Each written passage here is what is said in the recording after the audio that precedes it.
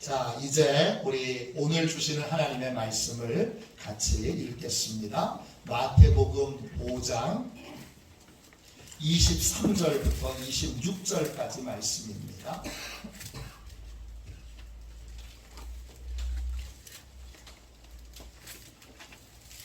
마태복음 5장 23절부터 26절까지 말씀입니다. 신약성경책 6쪽입니다.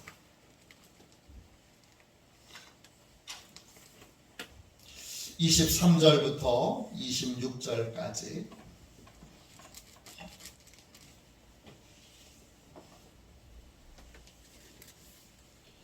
우리 같은 목소리로 함께 귀한 말씀을 읽겠습니다.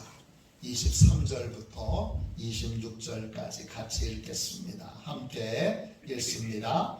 그러므로 예물을 제단에 드리려다가 거기서 네 형제에게 원망 들을 만한 일이 있는 것이 생각나거든 예물을 제단 앞에 두고 먼저 가서 형제와 화목하고 그 후에 와서 예물을 드리라. 너를 고발하는 자와 함께 길에 있을 때에 급히 사화하라. 그 고발하는 자가 너를 재판관에게 내어주고 재판관이 옥리에게 내어주어 옥에 가둘까 염려하라.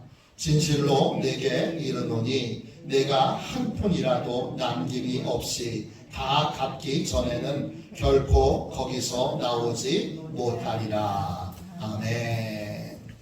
우리 짧은 영상을 하나 보려고 하는데 영상이 가능한가요? 네, 영상을 좀 틀어주세요.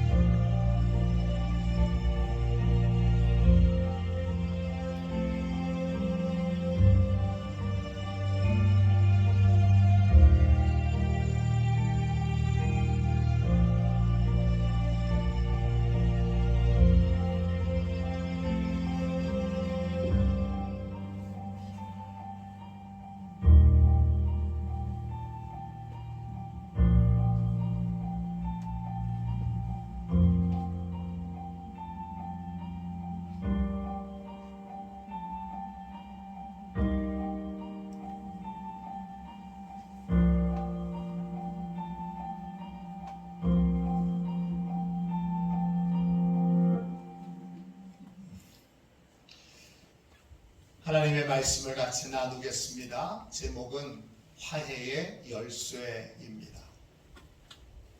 오늘은 부부주일입니다. 부부관계는 가정의 뿌리입니다. 부부관계가 좋지 못하면 가정은 큰 위기에 처하게 됩니다. 하나님께서 남자와 여자를 만드시고 부부로 맺어 한 몸이 되게 하셨습니다. 그런데 우리는 완벽하지 않습니다. 그래서 배우자에게 자주 부족한 모습을 보이게 됩니다. 많은 실수도 합니다. 그래서 부부가 온전한 연합을 이루려면 언제나 용서가 필요합니다. 미국 39대 대통령을 지낸 지미 카터 대통령 부부는 부부 사이가 좋기로 아주 유명합니다. 이들이 하버드 대학교에서 강연을 한 적이 있습니다. 강연이 끝나고 한 학생이 이렇게 질문을 했습니다. 두 분은 어떻게 인고 부부가 되셨습니까? 지미 카터가 이렇게 대답을 했습니다. 우리 결혼해서 사랑이 30%고 나머지 70%는 용서였습니다. 그러자 아내 로잘린이 일어나서 카터의 말을 이렇게 수정합니다. 아닙니다. 우리 결혼해서 사랑은 10%였고 90%는 용서였습니다. 이 말을 들은 학생들이 크게 웃으며 손뼉을 치며 환호성을 질렀습니다. 다시 말합니다. 우리는 완벽하지 않습니다. 여러분이 아내에게 완벽함을 기대한다면, 여러분의 남편에게 완벽함을 기대한다면, 여러분은 크게 실망하고 낙심할 수밖에 없습니다. 완벽하지 않은 두 사람이 만나서 한 몸을 이루는 것이 부부입니다. 그래서 부부 사이에는 용서가 필요합니다. 반드시 용서가 필요합니다. 서로 용서하며 살아야 부부관계를 유지할 수 있습니다. 저를 함께 따라하겠습니다. 용서하겠습니다. 용서하며 살겠습니다. 할렐루야. 완벽하지 않기 때문에 늘 용서하고 또 용서를 받아야 합니다. 그런데 이 용서하는 일에 있어서 여러분, 우리가 중요하게 생각해 봐야 될 것이 하나 더 있습니다. 용서에는 두 가지 종류가 있습니다. 하나는 화해가 이루어진 용서가 있고, 다른 하나는 화해가 이루어지지 않은 용서가 있습니다. 화해가 이루어진 용서를 하려면 상처와 고통을 준 사람이 반드시 회개하고 진심 어린 사과를 해야 합니다. 진정한 용서에는 회개와 사과가 있어야 합니다. 예수님께서도 이 부분을 분명히 말씀하셨습니다. 누가복음 17장 4절입니다. 만일 하루에 7번이라도 내게 죄를 짓고 7번 내게 돌아와 내가 회개하노라 하거든 너는 용서하라 하시더라. 7번 용서하는 것이 핵심이지만 용서를 하려면 반드시 뭐가 있어야 되는 거예요? 진심으로 상처 준 것에 대해서, 고통을 준 것에 대해서 뉘우치고 사과하는 것이 있어야 합니다. 그래야 진정한 용서가 이루어집니다. 이것이 화해가 이루어진 용서입니다. 이와 전혀 다른 용서가 하나 더 있습니다. 화해가 이루어지지 않는 용서입니다. 이런 용서는 상처와 고통을 준 사람이 아무런 반성도 사과도 하지 않을 때 그때 하는 용서입니다. 이 용서의 방법은 하나님의 진노하심에 내 분노를, 내 상처를 맡기는 것입니다. 로마서 12장 19절입니다. 내 사랑하는 자들아 너희가 친히 원수를 갚지 말고 하나님의 진노하심에 맡기라. 기록되었으되 원수 갚는 것이 내게 있으니 내가 갚으리라고 주께서 말씀하시니라. 이런 용서가 왜 필요합니까? 내가 직접 원수를 갚으려고 하는 것, 내가 직접 보복하려고 하는 것, 나를 파괴하고 나를 망가뜨리는 일이기 때문입니다. 남아공에 용서와 화해를 이룬 넬슨 만델라가 했던 말을 우리는 늘 기억해야 합니다. 원한은 스스로 독약을 마시고 적이 죽기를 바라는 것과 같습니다. 마음의 원한을 품고 원수를 직접 갚으려고 하는 것은 스스로 독약을 마시는 것과 같습니다. 그렇게 자기를 망가뜨리는 일이고 자기를 파괴하는 일이고 스스로 악인으로 만들어 하나님의 은혜를 받지 못하는 삶을 살게 합니다. 그러므로 스스로 원수 갚으려고 하는 것을 내려놓고 하나님께 원수 갚는 것을 맡겨야 합니다. 이것이 또 다른 차원의 용서입니다. 이런 용서는 화해가 이루어지지 않았습니다. 우리는 어떤 용서를 소망해야 합니까? 화해가 이루어지지 않은 용서는 우리가 바라고 우리가 소망하는 진정한 용서가 아닙니다. 하나님의 진노하심에 맡긴 용서는 곧 징계와 심판으로 이어지기 때문입니다. 그럼 어떻게 됩니까? 남편에게 상처받았을 때 하나님이 남편에게 진노를 쏟으시면 가족 모두가 다 불행해집니다. 아내가 아내에게 상처를 받고 고통을 받았는데 하나님이 아내에게 진노를 쏟으신다면 가족 모두가 다 고통을 겪게 됩니다. 우리가 소망해야 되는 용서는 이런 용서가 아닙니다. 우리가 진정으로 소망해야 되는 용서는 화해가 이루어진 용서입니다. 화해가 이루어지려면 진실한 회개와 사과가 이루어져야 합니다. 사과 없이 화해를 이루는 용서를 얻을 길은 없습니다. 어떤 회사에 직원이 물건을 훔쳤습니다. 이 직원의 범죄는 결국 발각이 됐습니다. 이 직원은 경찰에게 체포되었고 재판을 받아서 벌금형을 받았고 또 감옥에도 갇히게 되었습니다. 이 모든 일에 공의는 이루어졌습니다. 그런데 뭐는 이루어지지 않았죠? 화해는 이루어지지 않았습니다. 그래서 이 직원이 이런 상태에서 다시 이 회사로 복직하는 길은 불가능합니다. 반대로 물건을 훔친 직원이 자신의 잘못을 인정하고 고백하며 진심으로 뉘우치는 모습으로 사장님과 직원들에게 사과하며 용서를 구한다면 어떻게 될까요? 그 종업원은 다시 회사에 돌아와서 회사에서 일을 할 수 있게 될 것입니다. 우리가 소망하는 용서는 바로 이런 용서입니다.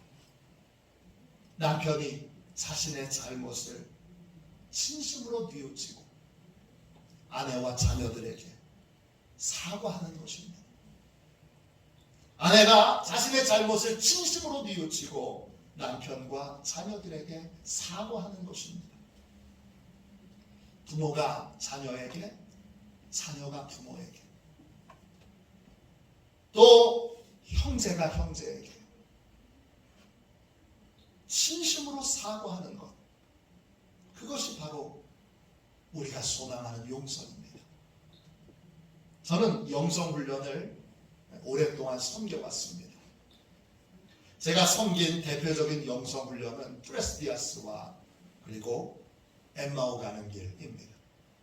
둘은 모두 천주교의 영성훈련인 꾸르실료를 개신교에 맞게, 기독교 신앙에 맞게 변형시킨 것입니다. 3박 4일 동안 한 곳에 모여서 집중적으로 말씀과 기도로 성령께서 베푸시는 은혜를 체험하는 것이 이 영성훈련의 핵심입니다. 영성훈련을 섬기는 일은 고되고 힘듭니다. 준비 기간만 3개월이 넘게 걸립니다. 그런데 이 영성훈련을 섬기고 나면 항상 매번 빠지지 않고 하나님이 일하시는 걸 보게 됩니다. 그게 너무 좋아서 힘들어도 어려워도 계속 섬기게 됩니다. 영성훈련에 참여해서 은혜를 받으면 많은 변화가 일어나는데 그 중에 대표적인 변화가 자기의 잘못을 인정하고 사과하는 사람으로 바뀝니다.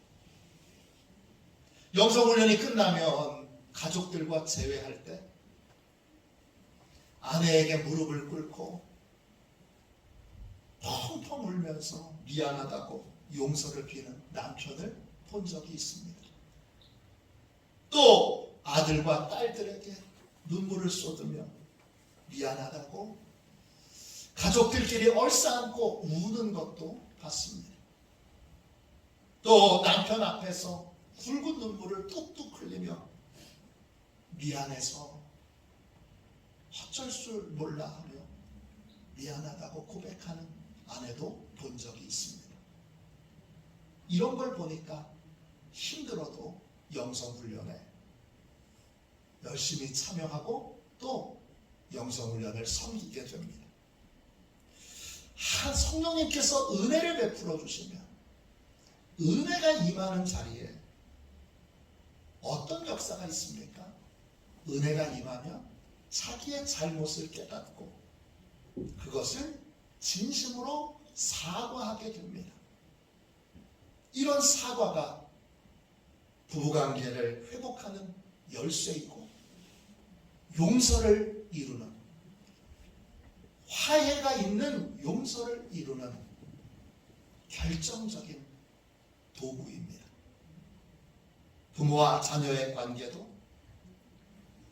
또 형제의 관계도 이웃과의 관계도 교회 안에서 교우들과의 관계도 화해와 용서가 이루어지려면 반드시 진실한 사과를 해야 합니다. 저를 함께 따라하겠습니다. 화해하려면 사과해야 합니다. 용서받으려면 사과해야 합니다. 진실한 사과가 모든 관계 회복의 열쇠입니다. 그런데 여기 또 다른 문제가 있습니다. 우리는 진실한 사과를 할 줄 모른다는 겁니다. 우리는 진실하게 사과하는 게 어떤 건지 모릅니다. 내가 진심으로 사과해도 또 상대방에게 전달되지 않는 경우도 많습니다. 부부 사이에 특별히 그런 경우가 많습니다. 목회자로 위기에 처한 부부들을 상담해 보면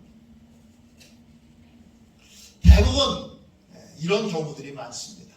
아내가 이렇게 말합니다. 남편이 진심으로 뉘우치고 사과하면 용서하겠습니다. 남편이 말합니다. 나 사과했어요. 아내가 말합니다. 아니야. 늘 당신은 건성으로 사과했을 뿐 진심으로 사과하지 않았어요. 당신의 사과에는 진심이 담겨있지 않았어요. 부부가 갈등을 겪는 이유는 여러 가지가 있습니다. 그런데 결국 해결의 방법은 한 가지 문제로 귀결됩니다. 뭐냐? 진심으로 사과하는 게 뭐냐는 겁니다. 또 진심으로 사과하려면 어떻게 해야 하냐는 겁니다. 진실한 사과는 화해와 용서의 열쇠가 되는데 진실한 사과를 해야 미움의 담이, 미움의 벽이 무너지는데 진실한 사과는 도대체 무엇이고 어떻게 해야 하는 겁니까? 오늘 읽은 말씀에 진실한 사과가 무엇인지를 우리에게 주님께서 알려주고 계십니다. 마태복음 5장 23절 24절을 보십시오. 그러므로 예물을 제단에 드리려다가 거기서 네 형제에게 원망 들을 만한 일이 있는 것이 생각나거든 예물을 제단 앞에 두고 먼저 가서 형제와 화목하고 그 후에 와서 예물을 드리라. 이 말씀은 예수님께서 하나님과의 관계만 중요하게 여기고 이웃과의 관계는 중요하게 여기지 않는 그런 사람들에게 주신 교훈입니다. 예배를 드리다가 형제에게 원망 들을 만한 일을 한 것이 생각나거든. 예수님이 어떻게 하라고 말씀하셨습니까? 먼저 형제와의 관계부터 풀어야 한다. 이렇게 말씀하셨습니다.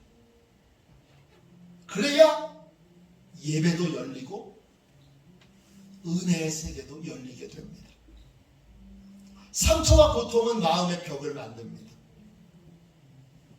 미움과 원망의 벽이 만들어지면 마음의 소통이 이루어지지 않습니다. 아내와 남편과 마음의 소통을 나누고 싶은데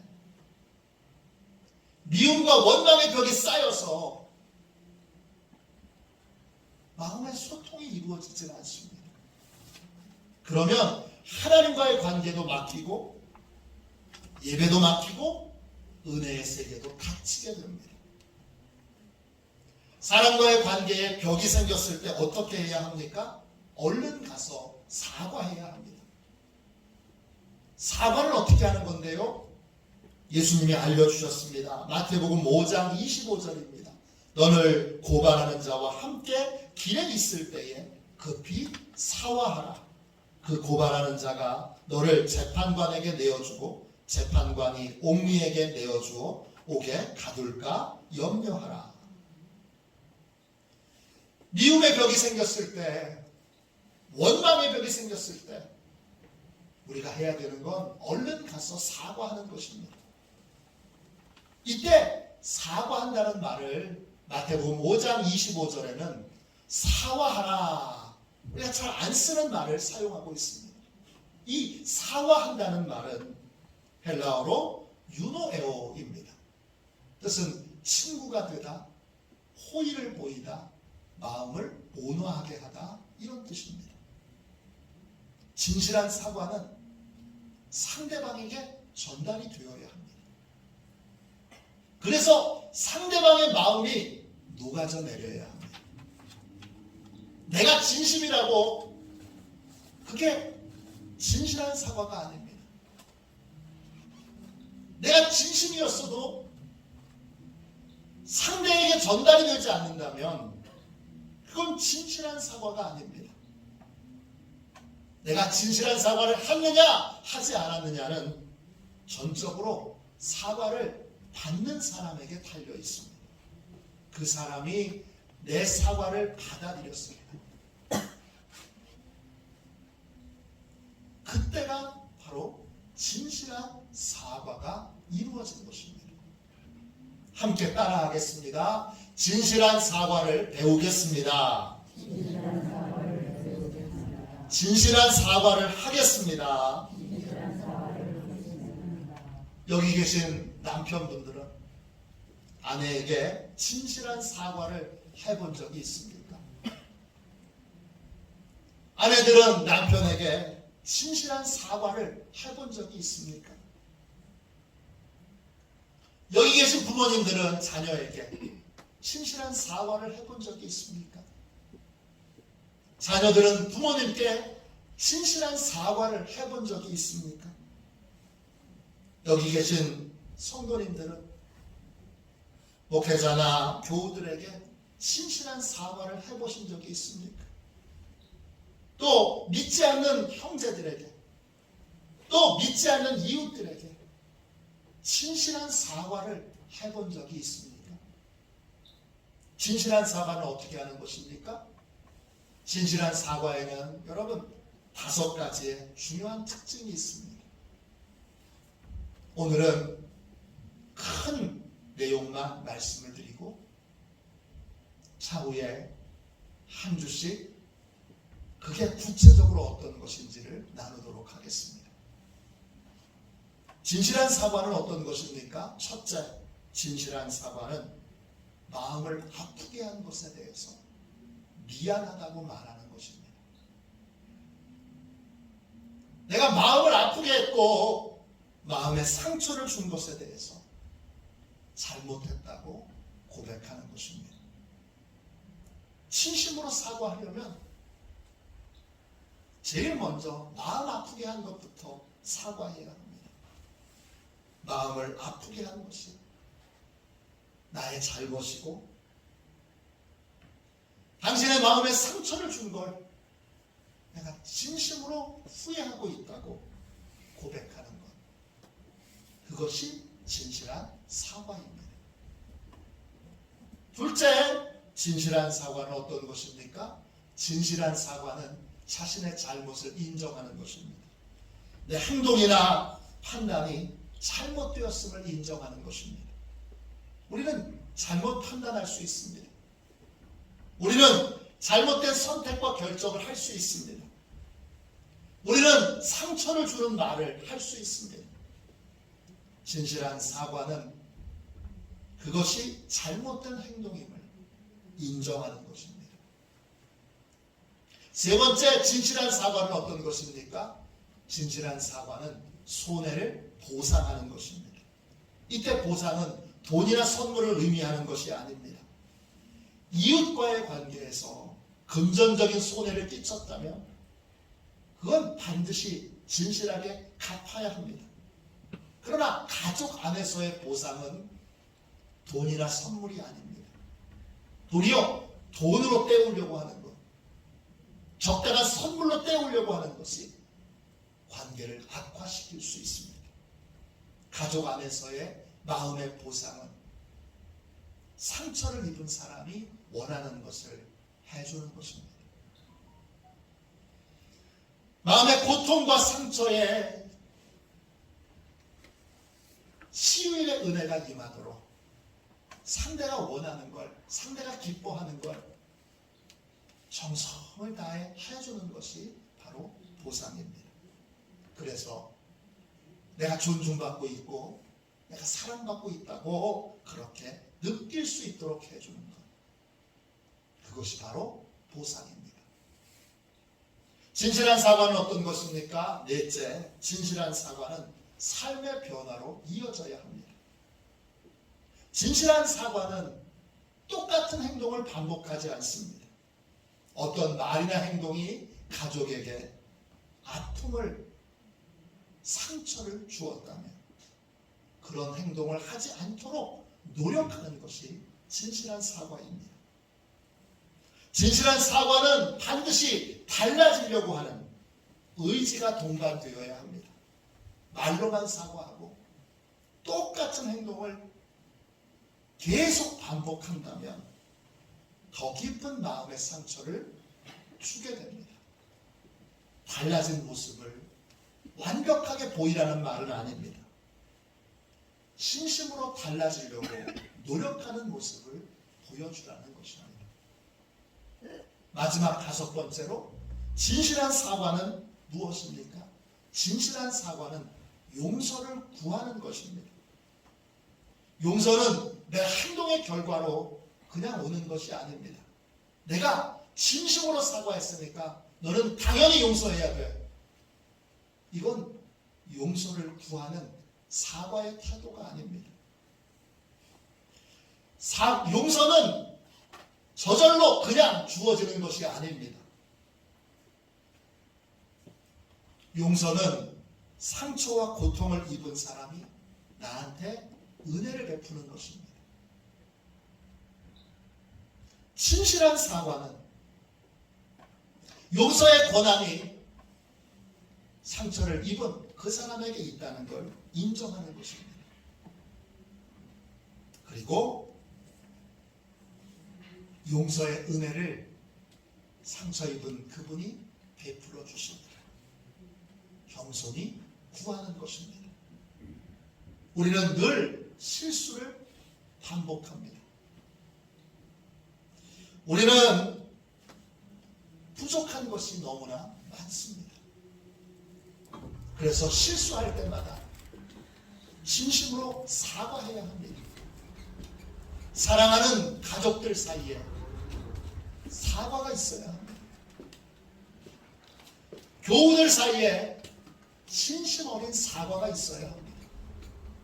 이웃들과의 관계에서 진심 어린 사과가 있어야 합니다. 진실한 사과만이 마음의 벽을 허물 수 있기 때문입니다.